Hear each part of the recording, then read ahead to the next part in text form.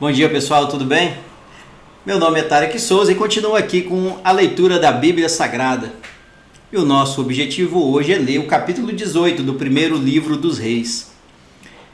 Nesse capítulo, vamos ler a respeito da batalha entre Elias e os profetas do deus Baal.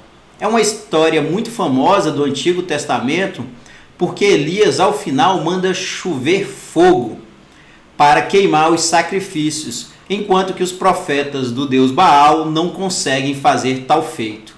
E ao final desse capítulo, também vamos ler a respeito do fim da seca que Elias havia comunicado para o rei Acabe no capítulo anterior. Então acompanhem comigo esse importante capítulo do primeiro livro dos Reis. Vamos lá?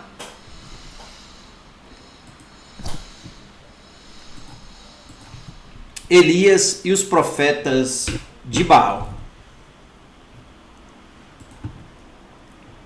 Algum tempo depois, no terceiro ano da seca, o Senhor Deus disse a Elias: vá apresentar-se ao rei Acabe, pois eu vou mandar chover.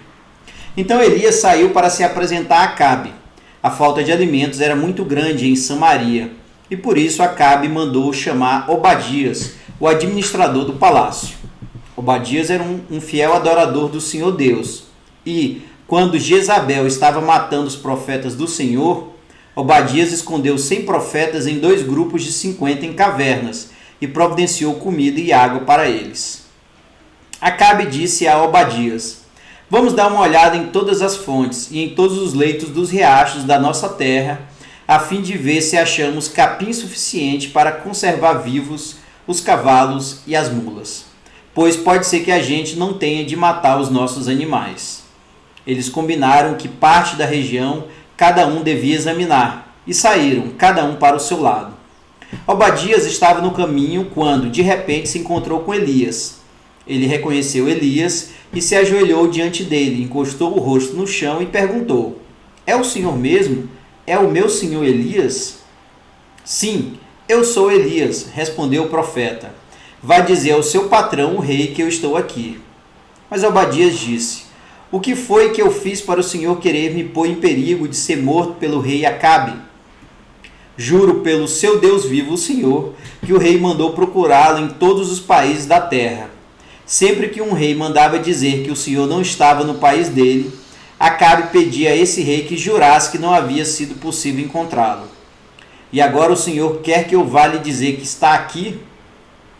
Pode ser que logo que eu sair daqui o Espírito do Senhor o leve para algum lugar desconhecido. Aí, quando eu contar a Acabe que o Senhor está aqui e ele não puder encontrá-lo, ele me matará. Lembre que desde menino eu tenho sido um fiel adorador de Deus, o Senhor. Por acaso, não lhe contaram que, quando Jezabel estava matando os profetas de Deus, eu escondi 100 deles em cavernas, em 2 grupos de 50, e providenciei comida e água para eles? Como é então que agora o Senhor está me mandando ir dizer ao rei que o Senhor está aqui? Ele vai me matar. Elias respondeu: pelo Senhor Todo-Poderoso a quem sirvo, eu prometo que hoje vou me apresentar ao rei. Então Obadias foi encontrar-se com Acabe e lhe contou o que havia acontecido. Aí Acabe saiu para se encontrar com Elias. Quando viu o profeta, Acabe disse: então é você que está aí, você, o maior criador de problemas de Israel. Eu não sou criador de problemas para o povo de Israel, respondeu Elias. Você e o seu pai é que são criadores de problemas, pois abandonaram os mandamentos do Senhor Deus e adoraram as imagens de Baal. Portanto, ordene agora a todo o povo de Israel que vá encontrar-se comigo no Monte Carmelo. Mande também os 450 profetas do deus Baal e os 400 profetas da deusa Aserá, que são sustentados pela rainha Jezabel. Então Acabe chamou todos os israelitas e os profetas de Baal para se reunirem no Monte Carmelo. Elias chegou perto do povo e disse: até quando vocês vão ficar em dúvida sobre o que vão fazer? Se o Senhor é Deus, adorem o Senhor, mas se Baal é Deus, adorem Baal. Porém o povo não respondeu nada. Então Elias disse: De todos os profetas de Deus, o Senhor, eu fui o único que sobrou, mas os profetas de Baal são 450.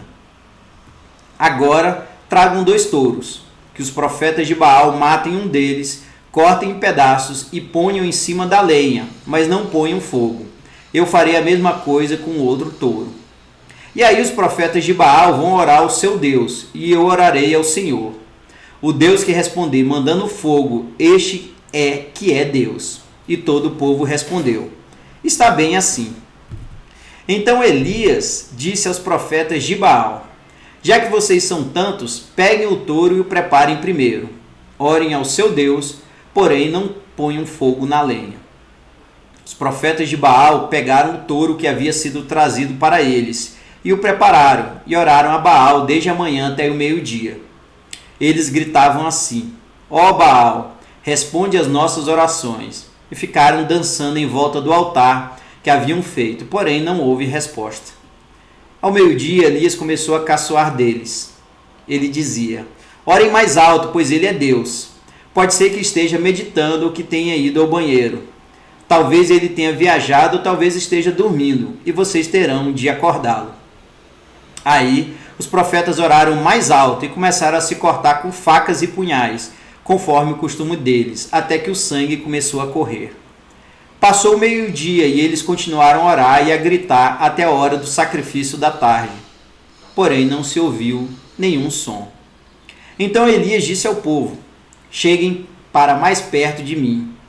Todos chegaram mais perto de Elias, e ele começou a consertar o altar do Senhor Deus que estava derrubado. Ele pegou 12 pedras, uma para cada uma das 12 tribos que tinham os nomes dos filhos de Jacó, o homem a quem o Senhor tinha dado o nome de Israel. Com essas pedras, Elias reconstruiu o altar para a adoração do Senhor. Depois, cavou em volta uma valeta em que cabiam mais ou menos 12 litros de água. Em seguida, colocou lenha no altar, cortou o touro em pedaços e os pôs em cima da lenha. Então disse: encham 4 jarras com água e derramem sobre o animal sacrificado e sobre a lenha. Eles fizeram o que Elias estava mandando e ele disse: façam de novo. E eles fizeram. Façam pela 3ª vez, disse Elias. E eles fizeram. A água correu em volta do altar e encheu a valeta. Quando chegou a hora do sacrifício da tarde, o profeta Elias chegou perto do altar e orou assim: ó Senhor, Deus de Abraão, de Isaque e de Jacó, prova agora que és o Deus de Israel e que eu sou teu servo, e que fiz tudo isso de acordo com a tua ordem. Responde-me, ó Senhor, responde-me para que este povo saiba que tu, o Senhor, és Deus e estás trazendo esse povo de volta para ti. Então o Senhor mandou fogo, e o fogo queimou o sacrifício, a lenha, as pedras, a terra, e ainda secou a água que estava na valeta. Quando viram isso, os israelitas se ajoelharam, encostaram o rosto no chão e gritaram: o Senhor é Deus, só o Senhor é Deus. Elias ordenou: prendam os profetas de Baal, não deixem escapar nenhum. Todos foram presos, e Elias fez com que descessem até o riacho de Quizon, e ali os matou. O fim da seca. Então Elias disse ao rei Acabe: agora vá comer, pois eu já estou ouvindo o barulho de muita chuva. Então Acabe foi comer. Elias subiu até o alto do Monte Carmelo. Ali ele se inclinou até o chão, pôs a cabeça entre os joelhos e disse ao seu ajudante: vai e olhe para o lado do mar. O ajudante foi e voltou dizendo: não vi nada. 7 vezes Elias mandou que ele fosse olhar. Na 7ª vez ele voltou e disse: eu vi subindo do mar uma nuvem pequena, do tamanho da mão de um homem. Então Elias mandou: vá onde está o rei Acabe e lhe diga que apronte o carro e volte para casa. Senão, a chuva não vai deixar. Em pouco tempo o céu se cobriu de nuvens escuras. O vento começou a soprar e uma chuva pesada começou a cair. Acabe entrou no seu carro e partiu de volta para Jezreel. O poder do Senhor Deus veio sobre Elias. Ele apertou o seu cinto e correu na frente de Acabe todo o caminho até Jezreel. Muito interessante, né, pessoal, esse capítulo. capítulo 18 do primeiro livro dos Reis, esse capítulo mostra aí o desafio de Elias contra os profetas do deus Baal. Elias ordenou que as centenas de profetas do deus Baal fizessem cair uma chuva de fogo para queimar o sacrifício de um touro, e nada aconteceu.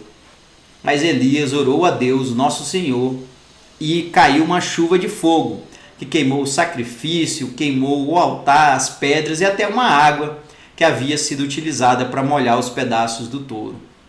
Realmente, Deus, nosso Senhor, era o único Deus.